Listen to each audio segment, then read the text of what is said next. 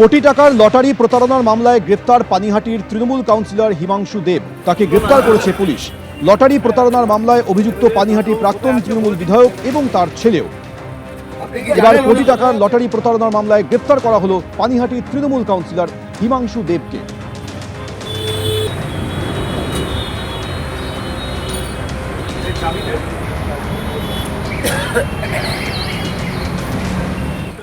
কলকাতা পুরসভার আরও এক প্রাক্তন তৃণমূল কাউন্সিলরকে গ্রেফতার করল পুলিশ। কলকাতা পুরসভার 129 নম্বর ওয়ার্ডের প্রাক্তন তৃণমূল কাউন্সিলর অঞ্জন দাস তাকে গ্রেফতার করা হয়েছে। পর্ণশ্রীতে যে হামলার ঘটনা ঘটে সেই হামলার ঘটনায় অভিযুক্ত ছিলেন রঞ্জন দাস। রবীন্দ্রনগরের বাড়ি থেকে তাকে প্রথমে আটক করা হয়, তারপর দফায় দফায় জেরা এবং তারপর গ্রেফতার তৃণমূল নেতা। ধৃত তৃণমূল নেতা অঞ্জন দাসের স্ত্রীও প্রাক্তন তৃণমূল কাউন্সিলর। 2020 সালে বিজেপি কর্মীর বাড়িতে হামলার অভিযোগ ওঠে। বিজেপি কর্মীর অন্তঃসত্ত্বা পুত্রবধূর ওপরেও হামলা চালানো হয় বলে অভিযোগ। এরপর পর্ণশ্রী থানায় অভিযোগ দায়ের হয় এবং তারপরে আটক আর তারপর গ্রেফতার।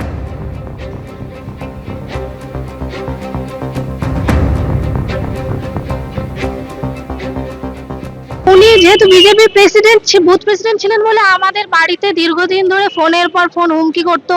আমাদের বাড়িতে দল বল মিলে প্রায় আমাদের ওখানকার যিনি কাউন্সিলর 129 নম্বর ওয়ার্ডের প্রাক্তন কাউন্সিলর অঞ্জন দাস, ওনার আরো যা চেলা চামুন্ডা আছে যাদের কথা তৃণমূলের গুন্ডা বাহিনী আমার বাড়িতে 30 থেকে 40 জন মিলে অ্যাটাক করে। আমার শ্বশুর মশাইকে ঢুকেই বাঁশের লাঠি লোহার রড দিয়ে এলো পাথারি মারধর শুরু করে। সরকার বদলালো, আমরা বুকে সাহস পেলাম, আস্থা পেলাম। হ্যাঁ, আজকে সেই অভিযোগের ভিত্তিতে অ্যারেস্ট করেছে। হুগলির আরামবাগের প্রাক্তন পঞ্চায়েত প্রধান এবার গ্রেফতার। তার বিরুদ্ধে অভিযোগ অশান্তি, একই সঙ্গে মারধরের ঘটনা ঘটানোর অভিযোগ। আগ্নেয়াস্ত্র দেখিয়ে ভয় দেখানোর অভিযোগ রয়েছে তার বিরুদ্ধে। অভিযুক্ত প্রাক্তন পঞ্চায়েত প্রধান আব্দুল আজিজ খান ওরফে লালটু 2018 থেকে 2023 সাল পর্যন্ত লালটু হরিণখোলা 1 নম্বর পঞ্চায়েতের প্রধান ছিলেন। বিভিন্ন মহল থেকে শোনা যাচ্ছিল অফ ক্যামেরা, নির্বাকটা কেন, কি সমস্যা কি? হ্যাঁ, রিসেন্ট টাইমে কিছু বলবেন? দাদা কেন গ্রেফতার করা হলো, কেন দাদা কি বলবেন, কেন গ্রেফতার করলো? এত ফাঁসি মুখে যাচ্ছেন, কি ব্যাপার, গ্রেফতার কেন করা হলো? দক্ষিণ 24 পরগনার ফলতায় কাটমানির টাকা ফেরালেন তৃণমূল নেতা। প্রায় 8.5 লক্ষ টাকা ফেরত দিলেন জাহাঙ্গীরের অনুগামী। স্ত্রী ও আত্মীয়দের মাধ্যমে টাকা ফেরালেন পলাতক তৃণমূল নেতা। মাথা পিছু 60,000 টাকা করে নেওয়ার অভিযোগ সামনে এসেছিল। স্ত্রী ও অনুগামীদের মাধ্যমে সেই টাকা ফেরত দিলেন পলাতক তৃণমূল অঞ্চল সভাপতি। বেশ কিছুদিন ধরেই এলাকা ছাড়া ওই তৃণমূল নেতা, এমনটা দাবি পুলিশের। আবাসে ঘর পাইয়ে দেওয়ার নামে 20,000 থেকে 60,000 টাকা করে নেওয়া হয় বলে অভিযোগ তৃণমূল নেতার বিরুদ্ধে।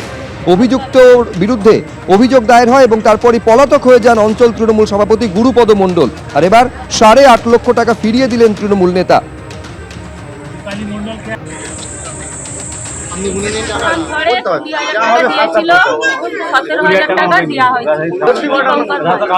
আপনি টাকা ফিরে পেয়েছেন? 2,000 টাকার মধ্যে 3,000 টাকা আমি নিয়েছি, 17,000 টাকা 1,20,000 টাকা দিয়েছিল।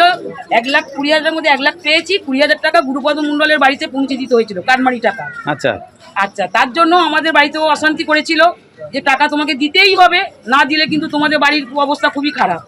তার জন্য আমার স্বামী বাড়ি থেকে গুরুপদ বাড়ি থেকে দিয়ে এলো 20,000 টাকা। এবার 1 লাখ টাকা আমাদের পেয়েছি। আর জানো এই সরকার, বিজেপি সরকার জানো আমাদের পাশে বনগুলা গ্রামে এই বুধে যেন থাকে, যতদিন বাঁচবো যেন এই বুধে যেন আমাদের বনগুলা গ্রামে যেন বাসিন্দা হয়ে আমরা যেন থাকতে পারি শান্তিতে।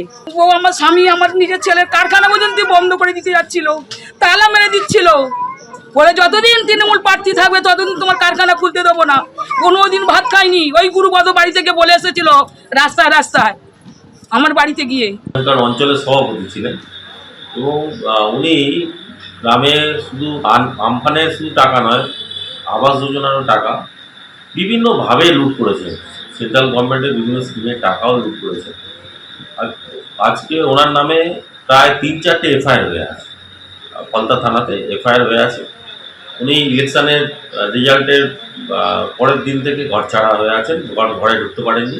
স্কুলের ম্যানেজিং কমিটিরও প্রেসিডেন্ট ছিলেন, সেখানেও টাকা তছরূপ করেছে। কয়েক কোটি কোটি কোটি টাকার মালিক এবং সাধারণ মানুষের টাকা লুট করেছে এই গুরুপদ মণ্ডল, উৎপল কাঞ্জি, প্রচুর লোকজন আর রয়েছে। এবিপি আনন্দ, এগিয়ে থাকে, এগিয়ে রাখে।